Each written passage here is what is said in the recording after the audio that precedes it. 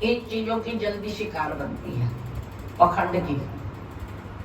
थोड़े टाइम बाद पखंड को सच मान लेती है और थोड़े टाइम बाद फिर क्या कहती हैं, नहीं ये तो गलत था।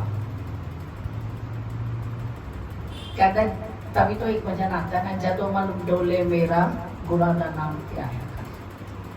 क्योंकि हमारा मन ही तो मामला है, मन ही तो डोलता है, मन ही तो कहता है मन ऊपर मन नीचे। मन एक काम कहता है कर ले, एक काम कहता है नहीं कर।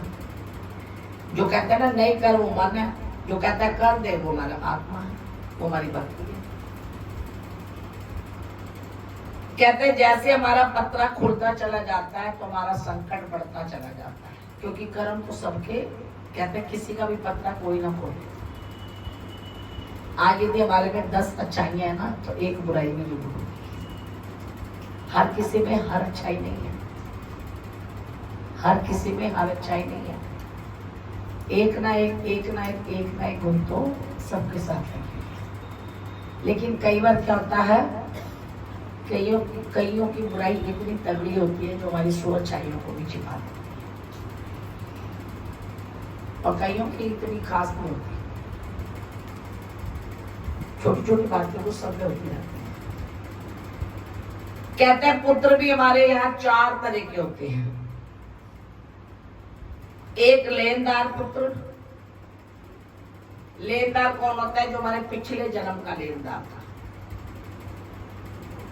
कहते हैं पुत्र होकर आ गया, उसको पढ़ाओ लिखाओ बड़ा करो विवाह करो, लेन देन पूरा होगा तो किनारा कर जाएगा।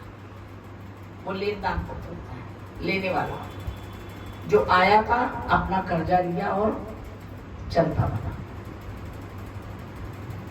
एक होता है दुश्मन पुत्र।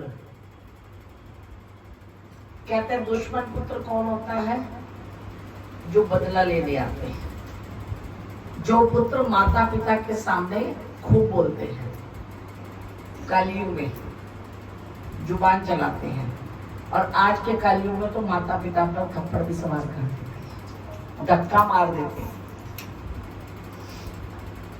माता पिता की कदर नहीं करते। कहते हैं जो माता पिता की कदर नहीं करते ना, जितने मर्जी तीरथ कर ले कोई लाभ नहीं।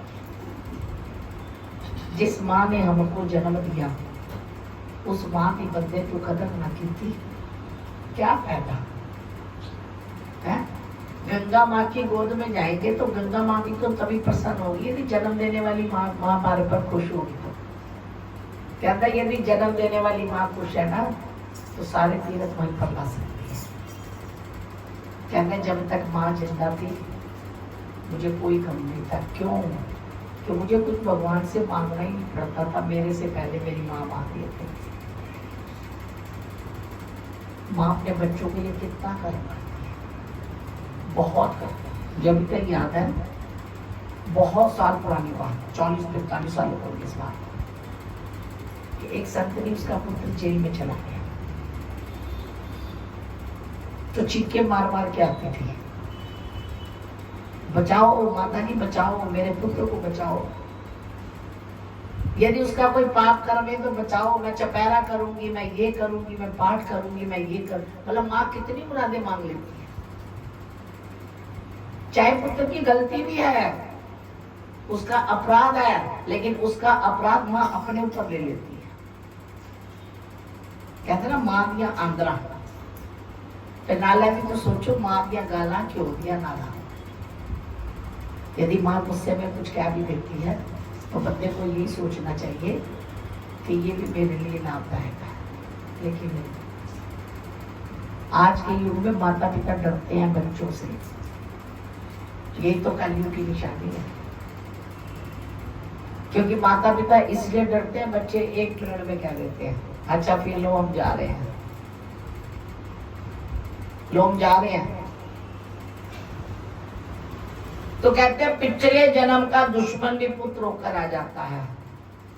जो कदम कदम पर दुख देता है ना, वो समझो ये मेरे पिछले जन्म का कोई दुश्मन। एक होता है उदासीन पुत्र। ऐसा पुत्र माँ बाप को ना सुख देता है ना दुख देता है।